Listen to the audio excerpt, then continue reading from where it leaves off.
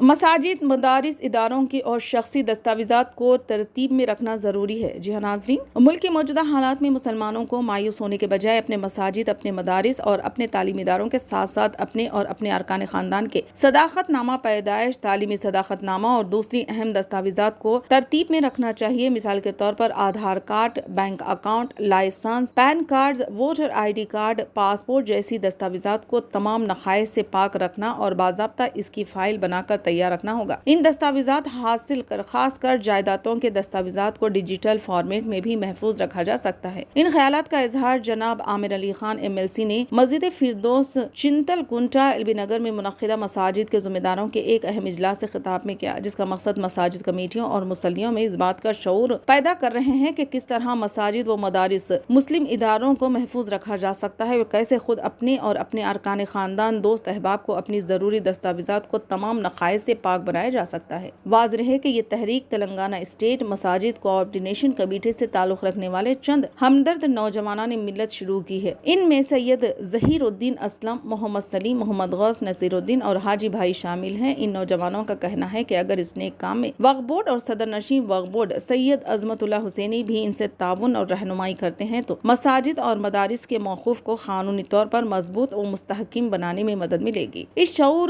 بیداری جلسے میں 160 مساجد کے 500 سے زائد ذمہ داروں نے شرکت کی۔ انہیں ماہرین قانون نے یہ بتایا کہ مساجد اور مدارس کے دستاویزات کو کیسے مینٹین کیا جائے۔